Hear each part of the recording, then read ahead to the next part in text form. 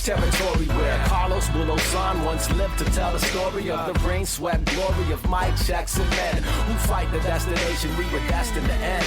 Left a writing on the wall in the halls of the Nippon Khan. Others transformed, majority Decepticons. But my conception of the... Here we go. Back again. Long President's Day weekend. Kev, who's your favorite president of all time? I knew you were gonna ask this. I know who yours is. Yeah. Mine's kind of cliche. So I love John F. Kennedy, and my dad always loved him because he was Catholic. He was a Democrat. But I'm a big Obama dude. Yeah. And it's not just because Obama's really cool, Right. but Obama lived in Seattle at one point in his life. He's also from Hawaii. I have family from Hawaii.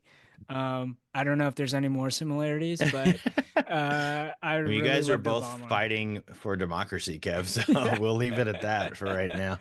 Let's just say Kev's job right now is fighting for democracy, and you should all be thankful. Who's your favorite president besides? Abraham Lincoln's number one, named a child after him, essentially. Although I don't know if I ever told you, Dana's great-great-grandfather was named Lincoln. No way. Great. Yeah. Well, we're pretty sure he was named after the president. It's like he was born in like the 1880s, maybe, or 70s. So it would have been right after. So it's a family name too, but Lincoln's one for me. Obama's two for me. So there you go. Nice. There we go. Yeah. I got a special place for FDR. We have the same birthday. Yeah. I think FDR did some cool stuff. So yeah. Yeah. Who's the president you want to learn more about? Oh, so this is related to sports. When I was in Atlanta with my dad for the Peach Bowl in 2016, I went to the Jimmy Carter Presidential Museum. Yeah. And you'd think for a president that was only president for 4 years, there wouldn't be a lot. But he did a lot with a lot of peace efforts in the Middle East, which is fascinating because it's still relevant today. Yeah. But what I'm most interested in is his post-presidential life. Because obviously, RIP, he just passed away. Right. But they talk a lot about his legacy isn't really about his 4 years of him being president. It's really what he did after and how he used his title as president to have a good impact on the world, more so 100%. than other presidents. And it's a good example of someone that kind of peaked early but never really let that stop him from impacting the world. So I don't know. He's like Billy Beane. Yeah. Oh, yeah. Billy Beane, if you ever watch a Moneyball, he was a big prospect, It's like Carter becoming president, and then he kind of flamed out. I mean, I remember growing up and people were like, Carter was not a good president. Yeah. But then Billy Beane, great general manager, like turning it around for the A's. Yeah. Just like Jimmy Carter post-presidency. Well, people talk about Billy Beane, not even in the sense of like what he did, but in terms of more kind of broader, how are you finding the inefficiencies and trying to exploit the inefficiencies? So I was listening to an interview that Jed Fish did with someone at some point in the past month. And this person asked Jed Fish, how he was going to be, is he Billy Beaning? Was last year how he put the roster together, did he use it? Was he basically Billy Beaning it? And he said yes, and he knew exactly what this interviewer was asking him about. Interesting. So, it's a good call. Yeah. I like to find hacks and things like that. And wow, what an intro. Here we are. Billy Beane. Jimmy Wait Carter, for the Seattle podcast. Kevin Democracy. Bryant back again. Democracy. Baseball. There's nothing more beautiful than baseball, Kev. We'll talk about that later. Yeah. We're going to start off with 3 points today. We're going to go back to a different segment. It's basketball season. First point, Kev. The Husky men's basketball team we're going to lead off with. Okay, they absolutely got annihilated. I can't think of a stronger word. I started to write the weekly notebook, and I typed in that 93-69 score. Yeah. And oh man, Ohio State. It was bad. I couldn't watch. They're pretty good for their own right. They're an 11-loss team, but their net rank, I think they're in the top 30. Yeah, every time I do the standings, right, and you go to the top, and Ohio State, you get down to I don't know, they're pretty good in the Big Ten, but their net ranking is so high. And they play really well at home. They have two really good guards. Um, they're Number good. 30 in the net rank, but they're Yeah. 15 and 11. So they Yeah. have the most losses of anyone in the top. Yeah. They had a coaching change. They have a Ooh, new thing going on there, so yeah. they're interesting. But the Huskies rebounded with a must win. They tried to blow it. They absolutely tried to blow They it. held on though. Yeah. Penn At Penn State's State. Yeah. really bad. You know what's interesting? Look at Penn State's net ranking while you're on there. Here we go. It'll surprise you. 78. Yeah, it's higher for being as low in the Big Ten as they are. They're higher than the Huskies, higher than Northwestern, I think they're higher than Northwestern, Yeah. higher than Minnesota, right? They're not a bad. I was gonna say they can't buy a road win because they're 1-7, but the Huskies are 2-6 on the road, so not But that they much beat Penn different. State. um, so the Huskies are just kind of where they are. Yeah. But they're fighting for a Big Ten tournament berth. Are they 4-9 in the Big Ten now? Does that sound right, Kev? I just had this up. I feel like they're 4-9. I'm gonna pull it up too because I have it here. 4-10 4 and because of the 10. Ohio State loss. Okay, which obviously isn't great.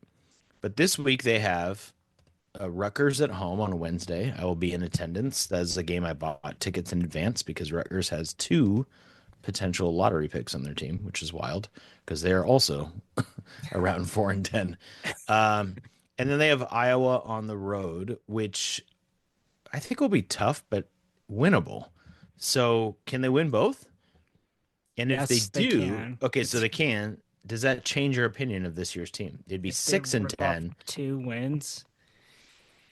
Man, it's someone was listening, so I introduced a friend to the podcast, and he like started from the beginning when we started podcasting, and That's I think he was amazing. listening 2 times fast.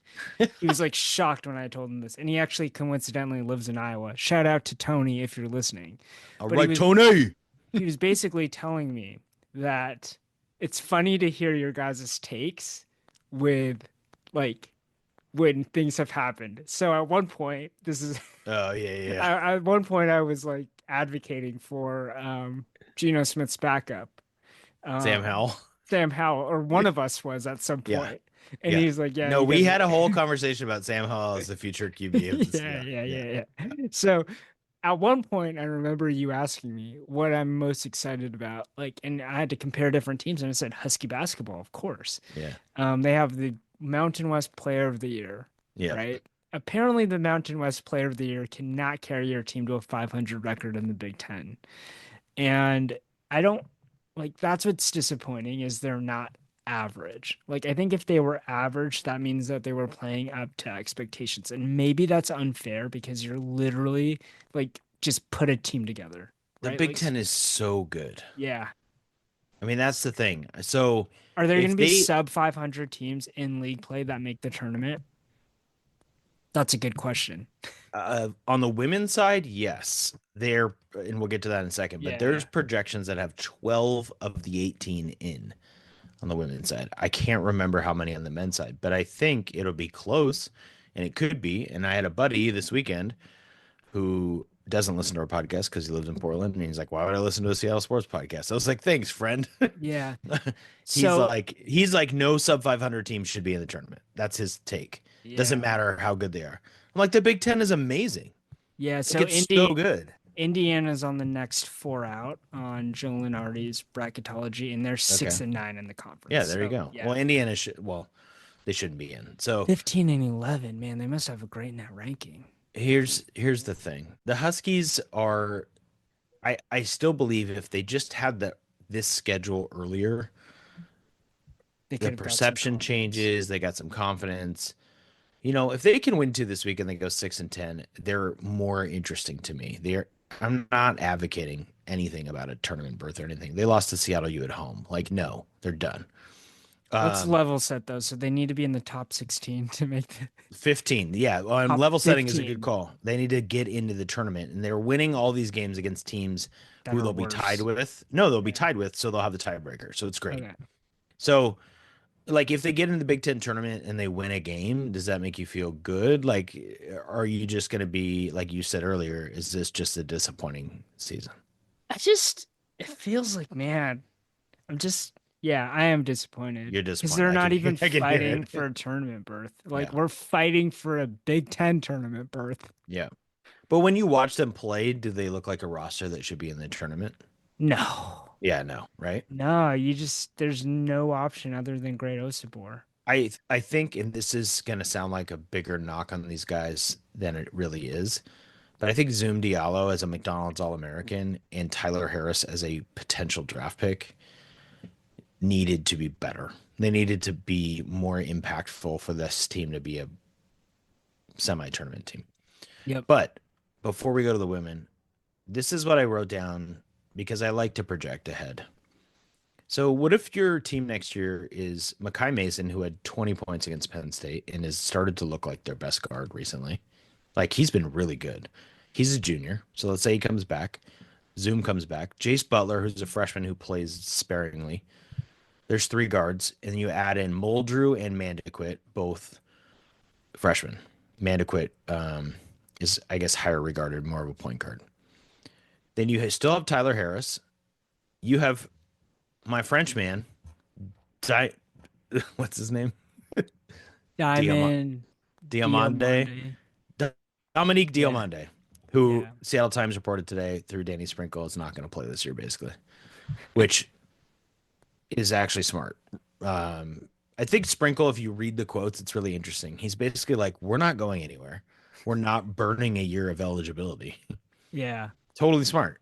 But you add in him along with who did I say? Tyler Harris, and then your man, who you're always tweeting about, Traore, the big dude. Yeah. The And then 7-footer just chilling in JUCO. yeah, and he's played at Maryland, so he's not Yeah. like he's kind of a Frank Kempnong type of. He's not the same body build. Yeah. Frank Kempnong's amazing, but and then Bundalo, who's the McDonald's All American. That's a 9-man roster that seems theoretically better. Yeah. They're still recruiting for the class of 2025. Oh, So I oh, tweeted earlier, they're after what's his face's son? God, Taj Ariza out of Westchester High School. His dad, Trevor Ariza. oh, And yeah, there's some other 4-star dudes that are um it's a lot harder to follow their recruiting. yeah. Well, Bas because there's so much behind the scenes. Like they Yeah. know right now who's leaving in the transfer portal. I bet. Yeah. Right? Yeah. Like they've already had the conversations. The guys know. I don't know if Jace Butler, freshman who didn't play a lot, or Christian King, or somebody who's lost a lot of playing time is thinking about it. Yeah. Also, that dude Curtis Conway, who came from Oakland, who's not played the whole year. Like, will he have a medical red shirt? They Oh, thought he would play yeah. this year. Yeah. Or Curtis Conway, whatever his name is. Chris Conway. So Yeah, here's my expectation. I want them to add, at the minimum, one big piece from the portal. I big feel really piece, good. like big player, or just Just good. highly regarded. Yeah, yeah, Highly regarded. yeah, Like I want a double-digit score out of the WCC, just theoretically, or a yeah. mid-major at the minimum. I also want, actually, I'd want two of those guys. Well, you have two now. Um, You're at 11 guys, but I think you're probably right. or I mean, one yeah. of those freshmen is not going to play Hmm. as much as they think they are, and they're high regarded recruits. Yeah. Freshmen have a hard time playing against 22-year-olds. So, It's like all about Mandequit depth. looks cool. He's tiny. Yeah. I don't know if he'll be able to. I mean, he's pretty stocky, but he's short. I don't know. It'll be interesting to see. But I wanted to bring up their roster because I feel maybe they'll be better next year. I mean, Yeah. certainly Sprinkle's system, we got to give it a shot. We got to see what he does. The transfer portal, we'll have Tony come on and tell us how far off on the roster we were Well, in they like definitely need a shooting guard. 2 months. I thought you would have liked my Tony reference. You just Yeah. moved right past it. Sorry. In two Sorry. months, Tony can come on and be like, you guys thought this was the roster, and 7 of those guys left. Tony's awesome, by the way. Tony was a standout high school 3-sport athlete, maybe 2 sports at University High School in Spokane. Oh, nice. And we meet at LMU. He's a basketball manager with me, and he's trying to walk onto the LMU basketball team. And LMU burns all their walk-on spots. I don't know if there's actually a limit. but during I think you practice, can have as many as you want. yeah. So You during can't travel, right? You can only travel a certain amount. it's like mid-season, and we've both played like, well, Tony's played like kind of like scout team at Hmm. times, and then like people are stretching, kind of like winding down from practice, and Tony just takes off for a dunk. And then Max Good, I don't know if anyone listening knows Max Good, like a kind of old, grouchy, grumpy Yeah. coach, kind of just like says whatever's on his mind. And he just, and at that point, I think we're on like a 3 game losing streak. He turns around to the other coach. He goes, "What the F? Our managers can dunk? What am I doing? Like, why didn't we know this?" That is awesome. That Shout was out to great. Tony. Tony, Tony, thanks for you hear listening. this episode in July, you're gonna be so happy. Oh, it's great. Oh, tremendous stuff. Okay. Uh, Second point of the three Husky's pointer. woman. Husky women. So my question to you, Kev, and I know you didn't watch necessarily all the games, but It's so hard to watch the women compared to the men. it's they put them on the Big Ten Plus. Yeah, you got to Yeah, have I the have Big to Ten pull out my Plus. computer to Yeah. watch them, which I Oh can, man, but it's so like hard. Okay. now I sound bad. Now you sound bad. That came out bad. Okay, we're gonna edit that out. Okay, they've won 2 of their last 10 games, Yeah. which is a bummer. They lost at Oregon in dramatic fashion, and they lost against USC at home when they led by double digits at one point and led all the way into the fourth quarter. Why can't they close out games? Do you think it's the roster or do you think it's coaching? And you know I don't normally go here, but I feel like I want to go. You have no I mean, opinion. it could be both, right? Can it be It both? probably is both, right? But that's not a very good hot take. So I'm gonna go number one, coaching, and here's why. Um, in both games, watching down the stretch, I need. This is hard, but Oregon in particular was frustrating. They were down one. They had 12 seconds. They called timeout. They run a play, and they look totally disorganized.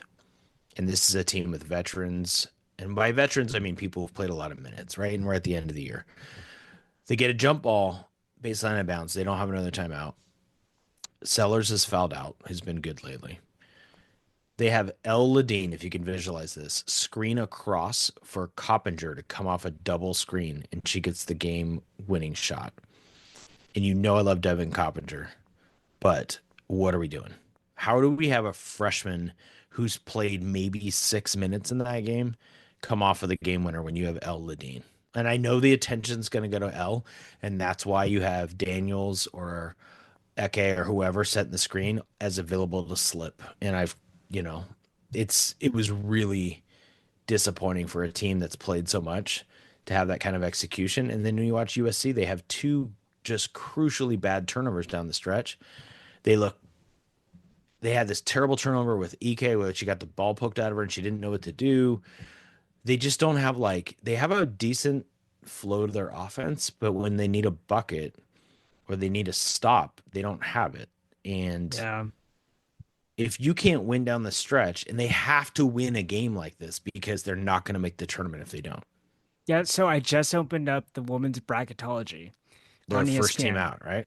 Yeah, it's pretty Yeah. incredible. So they have Yeah. top overall seed UCLA, no surprise. First team out Yep. Princeton, last team in Washington. Oh, they switched it. Yeah. So when I looked before the USC game, it was opposite. Princeton was in, Washington was out. Yeah. So Washington playing tough against USC, and I'm sure their net ranking went up because they played USC, boosted them back in. But that's Ooh, silly. Now I'm excited because they've only won 2 of their last 10 games in their last 4 in. And this is exciting. So they have a 4-game stretch. I think they can not reasonably, that's the wrong word. Part of me feels like they have to run the table. They have Rutgers, at Nebraska, at Minnesota, and Oregon. They can win all 4 of those games. Will they? I mean, they just don't. They don't Yeah. seem to be the team that will. So But if they go 500 the rest of the way, they're in. If they win 4 in a row, I think even if they lost in the first round of the tournament, that'd be tricky though. And they're 9-9 in the Big Ten this year, they'll be in. yeah. because something will happen where like Iowa, who has a better net ranking, who is more secured of a spot, will end up with a worse record because of who they're playing. And it will just be awkward to put Iowa in and Washington not, who finishes above them, you know, I love how their last regular season game is against Oregon at at home. home. I know. I think I gotta go. I gotta find a way to You go. gotta go. Okay, this is exciting. Yeah. Husky women are last four in the NCAA tournament. It's February 17th. Yeah, we'll take it, right? But like Yeah. they got to do it now. Yep. Also, little weird. Rutgers men at Washington Wednesday, Rutgers women on Thursday. Did they fly on the same plane? That's what I want to know. All right. This is the former athletic director. Just It totally is. I love logistics, Kev. I love logistics. All right. We Third lost a point. subscriber. It's not Tony, though. Third point. Did you watch the NBA All-Star Weekend? Dude, watched the last 5 minutes. I saw some clips. Wait, did you watch the whole weekend or just the All-Star fiasco yesterday? Nope. The most all-star game action I got was seeing the ads in San Francisco when I went into work last week. Okay. Yeah. Do you blame me for not watching? No, Kev, it was the worst television watching experience of a sporting event I've had in a long time. And I've watched the All-Star game many years in a row. Now, one might ask, Tony might even ask, why do you watch then? You don't have to. No one's forcing you to. And I'm like, that's a fair point. But I love basketball. My kids, and this is why All-Star games exist, in my opinion, because kids like it. Like kids want to see all these dudes in jerseys play against each other. Yeah. And Felix was with me, and even he was like, this is hot garbage. Like there's no defense. But worse, the NBA just, and Bill Simmons is talking about this on this podcast, they've screwed up a terrible product even worse. So, Kev, yesterday they would play a one game. It's first to 40 points, right? Yep. Not a lot of defense. You could drive the lane and get a dunk or a layup. No one's blocking except for Wemby and Jaren Jackson Jr. Shout out Jaren Jackson Jr. He was like, screw this. I'm playing hard. It was awesome. But his team lost. And they go to 40 points. Is it cool to see Curry shoot threes? Of course. At home. But then they would end that game and there'd be 40 minutes of ridiculousness in between. There was, I like Bay Area rap, but it was like E40, Trina, Too Short, like whatever. It was some like compilation of them. They're all older than me. Like, come on, what are we doing? This is not Kendrick Lamar at the Super Bowl. Well, that was like 30 minutes. Then there was a Mr. Beast shooting from half court. Kid could shoot from half court and get $100,000 from Mr. Beast. And Mr. Beast was like trying to get him to miss, and Lillard had to like push Mr. Beast out of the way. That was awkward as hell. Wait. Who's Mr. Beast? Okay. Mr. Beast is a YouTuber, Kev. And I don't know if any of our subscribers listen, but my kids watch a lot of Mr. Beast. He's a really interesting YouTuber because he does all these contests and he actually gives away a lot of money. And so he's sort of charitable, but he's pretty annoying. And he was really annoying here. I don't know. But again, these are like 40-minute breaks in between a short basketball game. The players were like, and then they'd have Kevin Hart come on, and Kevin Hart would like be talking to the players. Shai Gilgeous-Alexander one point was like, shut up. Can we play? Like they were annoyed. It's a disaster. Okay, so let me read some reactions for you. Please. Which you might have read on social media. So one of my favorites was Draymond Green. Oh, he says awful too. After the game, he goes, "It took all year to be an all-star, and you get to play up to 40, and then you're done. This is so unfair to Victor Wembanyama, who just took this game really seriously. Shai Gilgeous-Alexander, who just took this game really seriously. And then I think at another point, Draymond was pissed off about LeBron showing up in street clothes, taking someone's spot.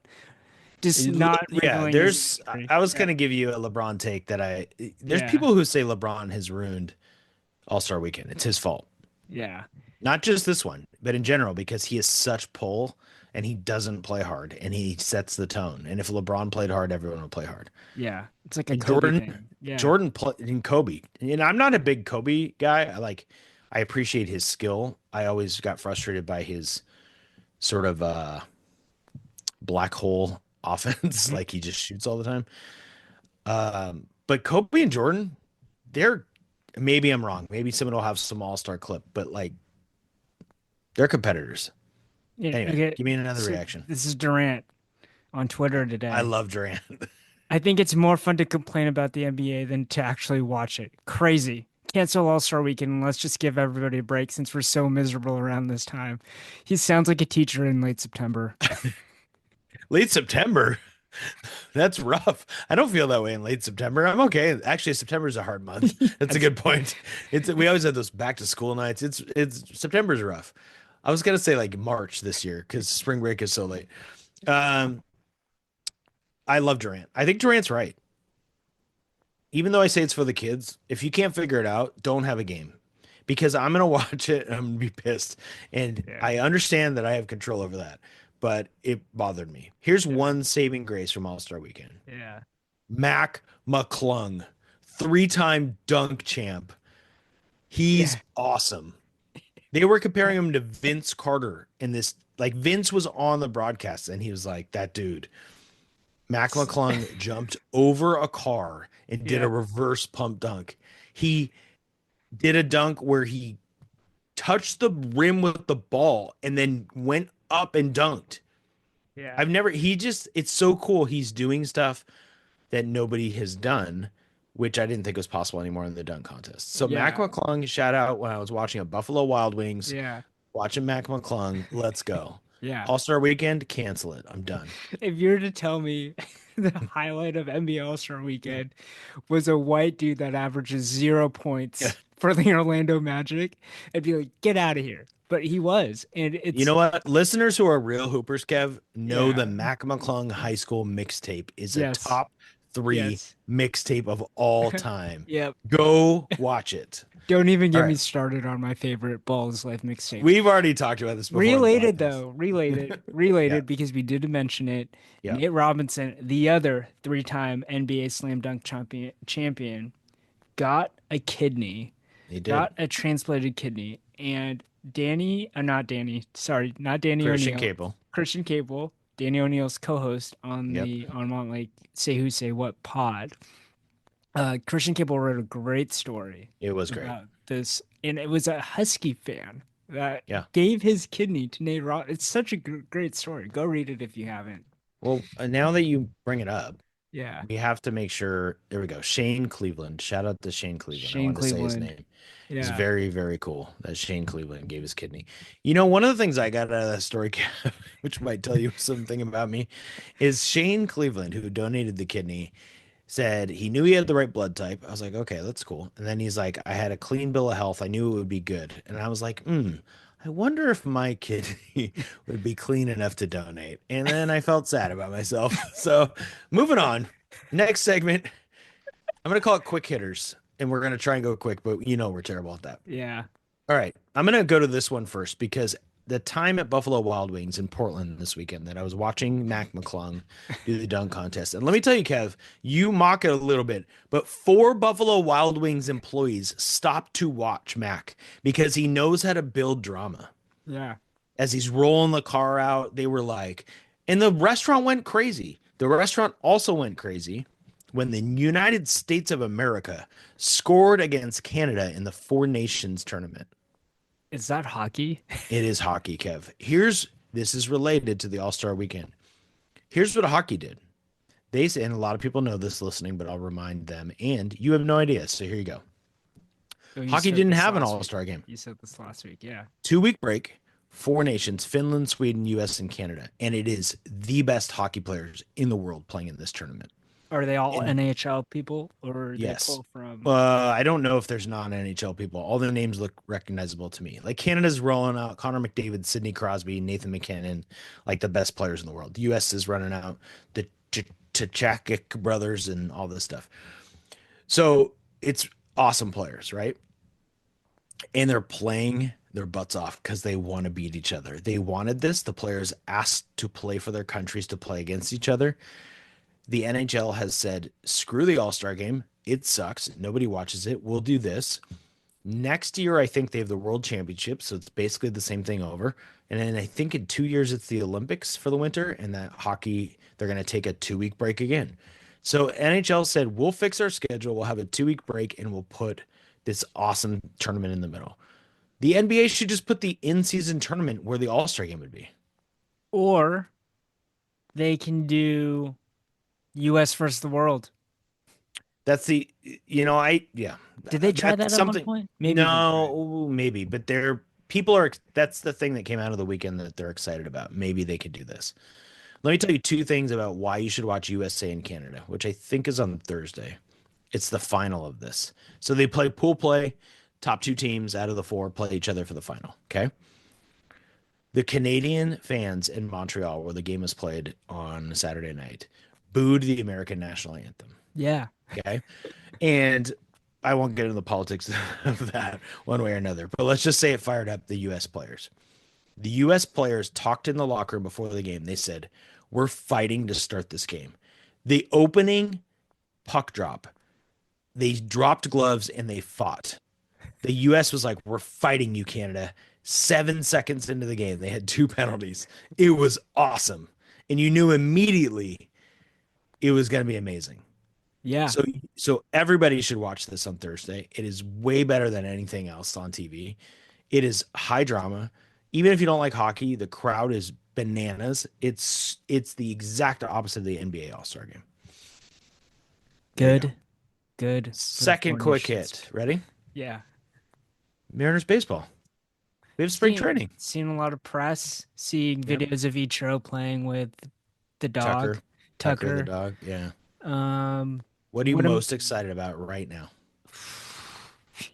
Or sorry, not even excited. Don't go excited because you're not ready for that. What are you looking like? What's the storyline? If you were yeah. You know what article?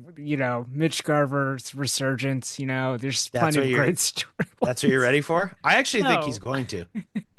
I'm all in. Mitch Garver's gonna have a great year. God, this is what I'm reading about right now. No, Kev. Here's the thing. This is what you do with the Huskies. So I do it with the Mariners. Okay, you told me they were going to have a 9-3 football season. And I told you exactly what they were going to be. They were going to be 6-6, and they were. Anyway. Yeah. So actually, I looked at our notes and I thought about this, and I really just want the pitchers to come out of spring training healthy and ready to go. I think it's such an exciting thing to have that rotation. Yeah, it's historic. I know Patrick is our go-to Mariners writer. He's really, really good. I want to write something about those 5, and it's got to be light years ahead of any rotation we've ever had. Yeah. Even though we've had Randy and we've had Felix, right? We haven't had 5 like that. We've talked about this before, but I'm really starting to, maybe the Luis Castillo rumors made me now appreciate it more. I'm hoping they're healthy with you, and I'm hoping that I will recognize every day I turn on the Mariners, which I will. Yeah. Well, every day is that I appreciate we have a chance to win because here's the tease. The 2001 Mariners, I think when I think of good starting rotations, at least in Seattle Mariners history, that's the gold standard, in my opinion. It's probably true. Yeah. Freddie, you didn't have a Felix on the staff, but you had Freddie Garcia, you had Jamie Moyer, Paul Abbott, John Halama, and I think I'm missing one dude. Aaron Seeley. The other guy, right? So just solid dudes. That rotation's good, but not as good as this one. Then I think, okay, what's even a better rotation? Atlanta Braves, John Smoltz, Greg Maddux, Tom Glavine. I don't even know the next 2. Oh, right? I'm not going to try and compare our rotation to the greatest rotations ever. Here's the thing about the one you just named. Yeah. And also it's a little tricky because Pinheiro actually started. That's weird because I thought the 2001 team was the team where every guy started every game, but it says Pinheiro started 11 games. Anyway, Halama had a 4.73 ERA and Paul Abbott had a 4.25 ERA. Yeah, right. Not even Freddie Garcia was awesome. Freddie Garcia was 3rd in Cy Young and Jamie Moyer was 4th. So that is pretty ridiculous. Damn, I'm pulling up some of these rotations right now. Yeah, this is what I want to write about, so I don't want to spoil too much, but I just want to talk about 2001 versus 2024. Here's the Mariners rotation last year, dude. ERAs: Gilbert 3.23, Kirby 3.53, Bryce Miller 2.94, Castillo 3.64, Wu 2.89. It's the best rotation in Mariners history last year. You It's know, not close. I had the 1998 Atlanta Braves ERAs in front of me when you Yeah, were rattling those off. Not too far off. Maddox that's insane. 2.22, Glavine 2.47. Right there. Oh, That's ridiculous. That's like two that's Felix Hernandez, silly. right? Maddox went 18-9, Glavine went 20-6. Okay. Danny Nagel 3.55 ERA. Former Mariner Kevin Millwood Mm, 4.08 ERA and John yeah. Smoltz 2.9. So So compare. their top three all were sub 3 ERAs. Yeah. So that's where you can't compare them probably, but that's a good one, Kev. That's good. Yeah. All right, so mine real quick. It's supposed to be a quick hitter, and we're terrible at this. On the bullpen, I know it's not that exciting, but when you think about the potential bullpen of Gregory Santos, who was hurt last year, obviously could be hurt. Matt Brash, who's throwing now and could be back by end of April with Munoz in the back end. And then there's an article today about Gabe Spire throwing with more heat. He lifted all offseason. He got stronger. His arm's healthy. He's a lefty. Um, and you can go read Patrick's opening day roster projection, and you can see the other relievers. But the bullpen, because there's actual battles there versus like we know those five in the starting rotation. And sorry, I don't care really if Leo Rivas or Miles Mastroboni, who's a real person, it makes the roster, or Austin Shenton. Like those don't get me excited. I don't care. So, but I do care if Trent Thornton is our seventh inning guy or how far away Jackson Kolar is, even though half the people listening don't know who those people are.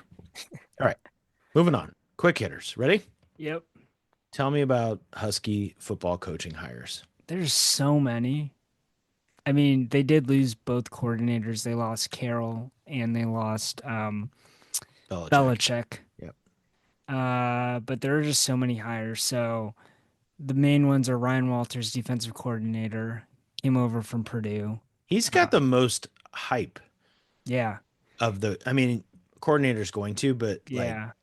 I just see stuff about people saying he's one of the best defensive minds in college football type of I thing. almost feel like he's kind of reminds me of Jimmy Lake, right? But Ugh. well, kind of not in that way, right? But like By the way, Jimmy Jimmy Lake got Lake was fired a again. Yeah, Jimmy Lake was a good coordinator, and then he tried head coaching and Yeah. wasn't good at it. So Yeah. same thing happened to Walters. But wasn't Chris Peterson a defensive guy? Maybe Well, I guess I always think of him Chris offense because of Peterson the was just like Statue of Liberty play at Boise State, but I he's think like he cared about defense. And you always wonder about coordinators. Like Jed Fish is an offensive guy, right? Like he's yeah, calling the plays. So who cares if they have an offensive yeah. coordinator?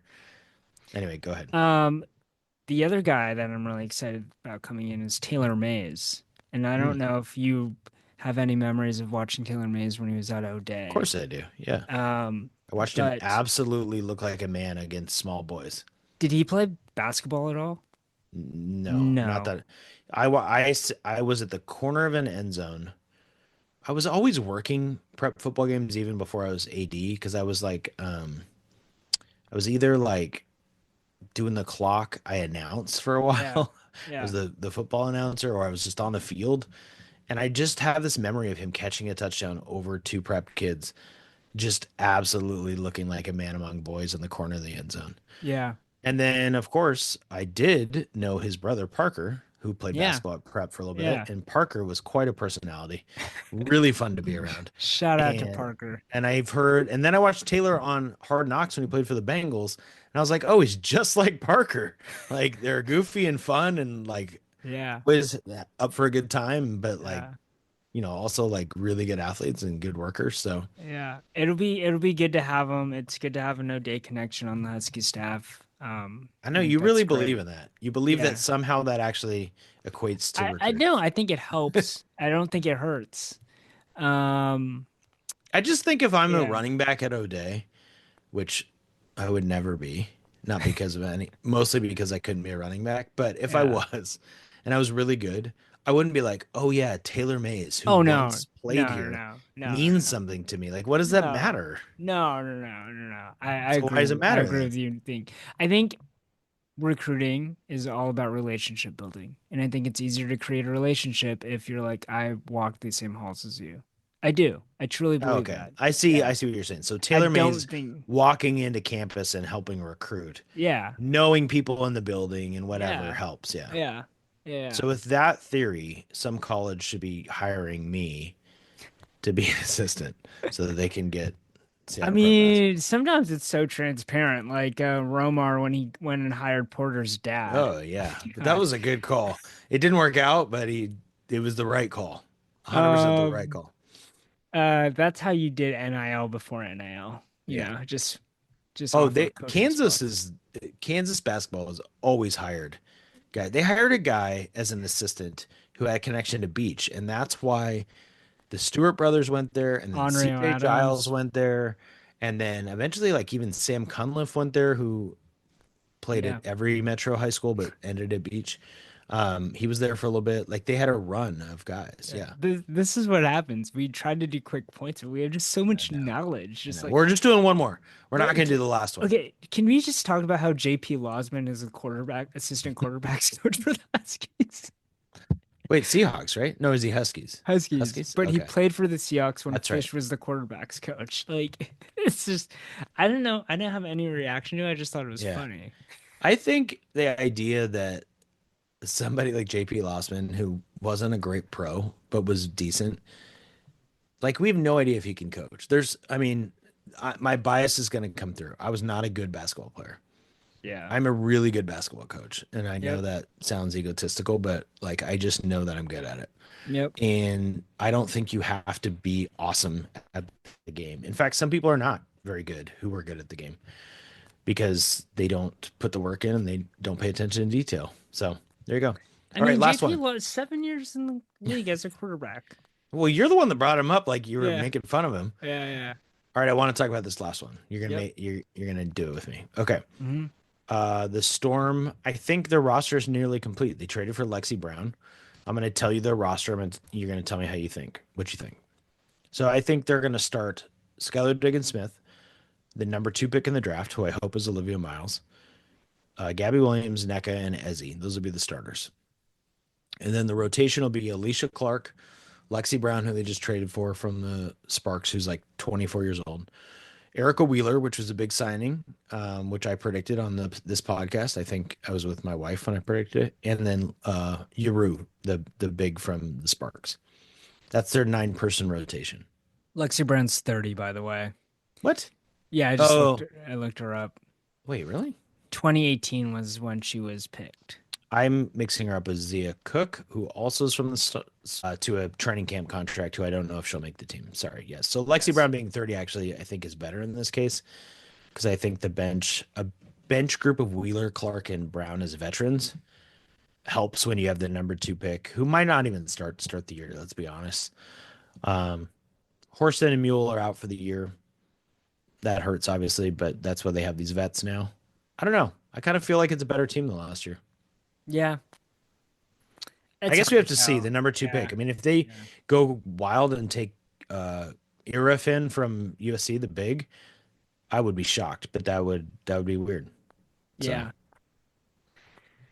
we'll talk about it after they draft. You don't care. Okay. No, I care. It's hard to tell. It's hard to tell without that draft. You made a good point. It's hard to tell without the draft pick. I just like the bench. Like that bench group is better than Vivian's and Sammy Whitcomb, and a buddy of mine said they had a player who will not be named who we thought was she working at Costco last week? Like she doesn't look like she should be playing in the WNBA.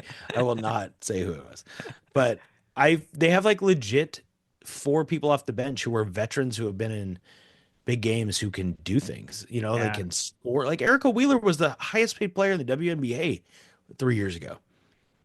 So that's a legit bench. That's what excites me. Yep.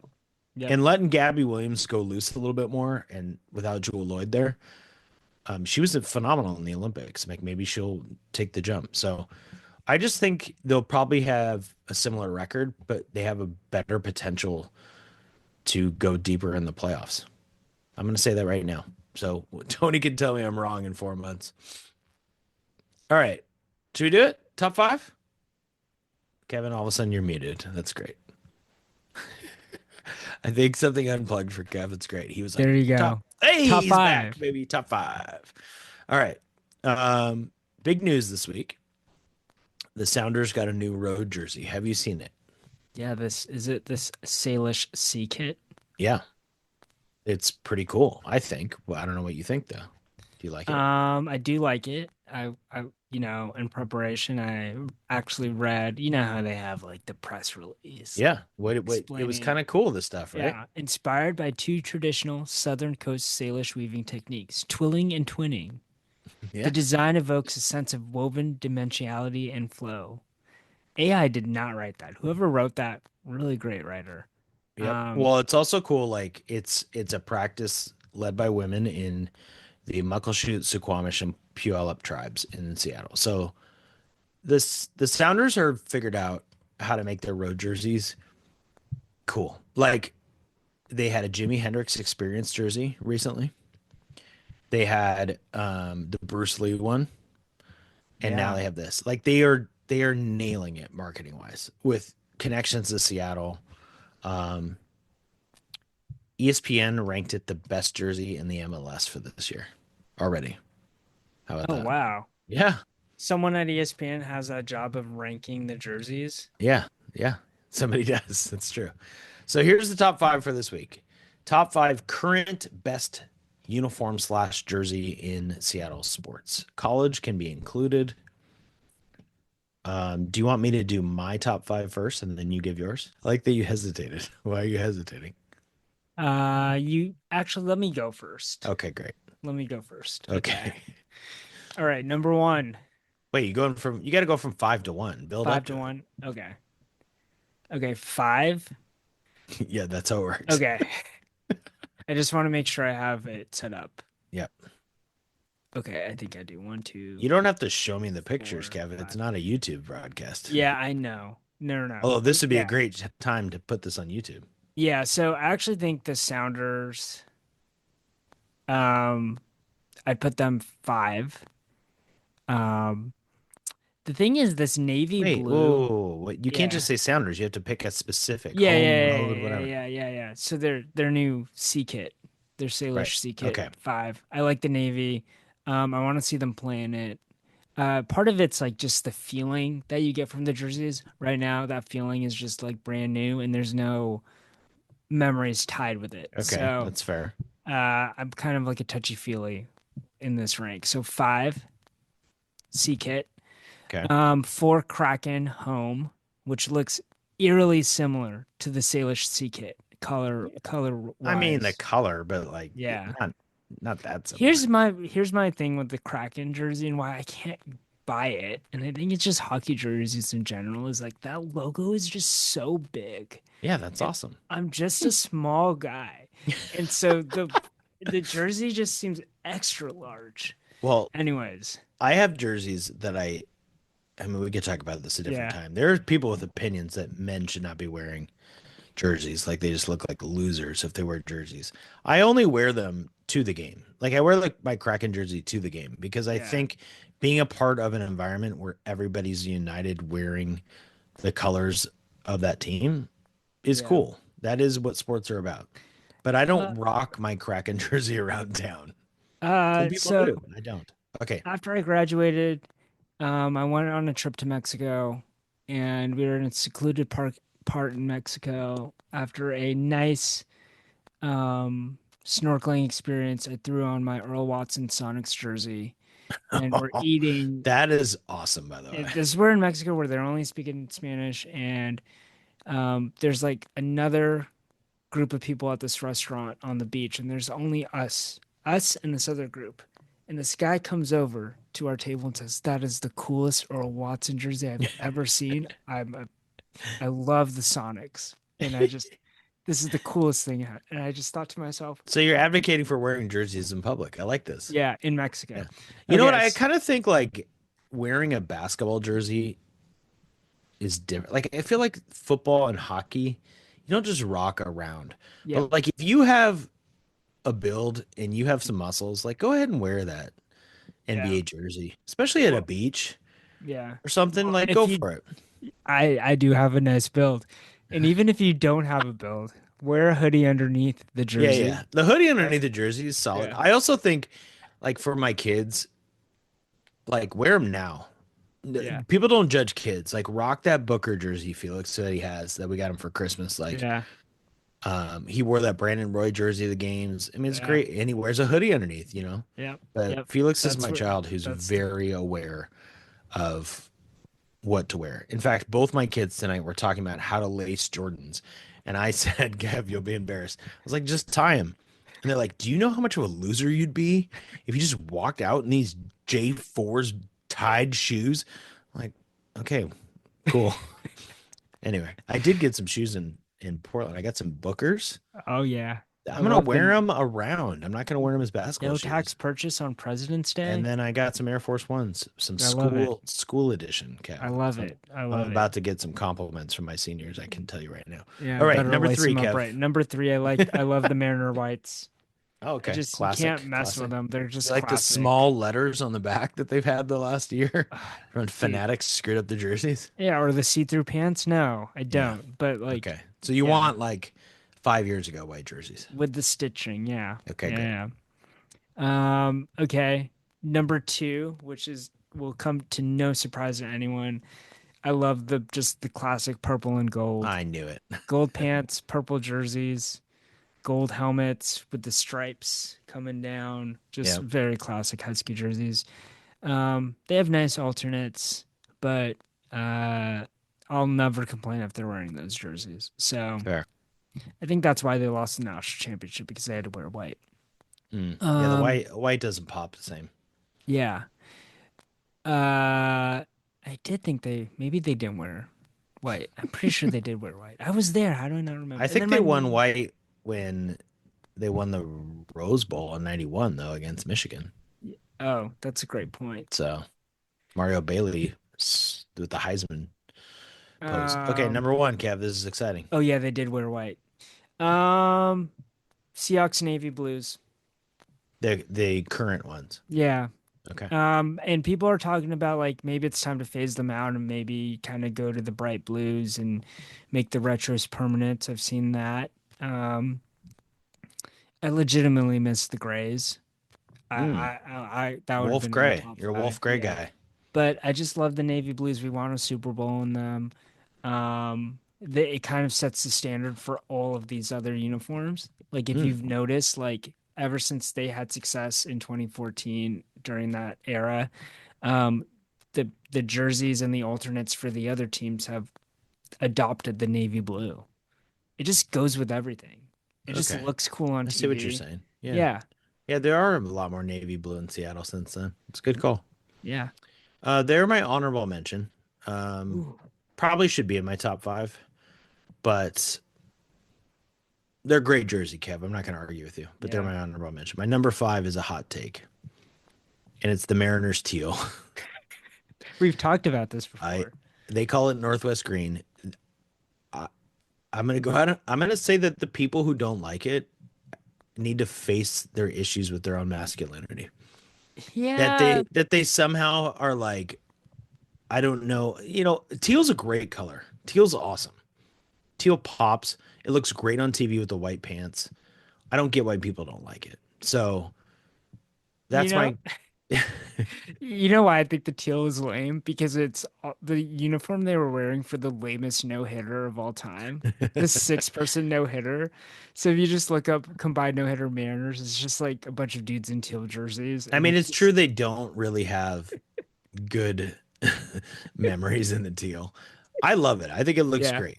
So that's my personal there we go. take. That's 5. City Connect would have been number 5 if they wore white pants. You hate City the black Connect's pants. a great jersey. Like when you see people wear it, it's the one baseball jersey that pops on people. It looks great. Okay. Remember when they kept on winning in them last season? Yeah, and they that was just great. wore And they just them kept wearing not them. on That was Fridays? actually cool. Yeah. Yeah, see? Baseball season. It's the best. Number 4 is Kraken Home. I think that it's a beautiful jersey. Agreed. It's awesome. Number 3 for me is the new Salish Sea jersey. And I think it's recency bias. I should really have the Seahawks home regular season there. But I think it's going to look really cool. And number two, you're not going to love this, but it's the current Sounders home, which I would never wear. I would Is never this the wear green one the green with the stripe and stripes? white stripe. Yeah. I would never wear it, but with the blue shorts and the blue socks, the baby blue, maybe this is why I like teal too, it pops. It's beautiful. Yeah. It was voted ESPN's #1 jersey last year. So there you go. Yeah. I think it's awesome. It's one of those uniforms that looks like I would never wear that. I would look ridiculous walking around in that green and white stripes. You're laughing because you know it's true. But when they wear it in games, it looks great. And that's what I'm judging this by. And number one is the Seahawks throwbacks, Kev. You missed this.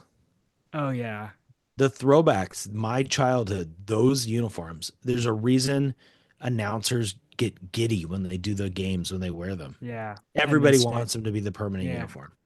So it's kind of cheating because it's probably not in the regular rotation, but they've worn it now. I think they're allowed to wear it twice. So they'll wear it twice against the next year. So I would count it. Yeah. Yeah, there you go. Top five. Let's end it here with this last question, really quickly. What's your favorite jersey that you own? I have a Sue Bird Rebel Black, I think is what they called it. They wore it for like a year. That jersey was tough. That jersey was an awesome jersey. The black Storm jerseys, not the ones they had last year with the lightning on it and stuff. Those are fine. But the black ones from a couple years ago, that's great. But I probably is going to be a tie between the 1993 Gary Payton Sonics jersey that is like old school, really boring Sonics logo, but it's Gary Payton, and the 98 USA Sean Kemp jersey that I have. That's pretty good. Those are good. How about my signed Aaron Curry Seahawks jersey, though? Yeah. That my best friend Lewis gave me on the Super Bowl Sunday they won. He got it at an auction. And he's like, I have to give this to you on the Super Bowl. It means we're going to win it. It's amazing. And he drove to the house. I was at a party watching the game. We were not watching it together, different parties. And he drove there and he handed me the Curry jersey. That's incredible. Yeah, that was a good one. What's yours? Aaron Curry. I have a bunch of mediocre jerseys, but I'm gonna cheat. I have a Washington Huskies starter jacket. Oh, that's yeah. kind of like puffy. Yeah, that's great. And my dad used it.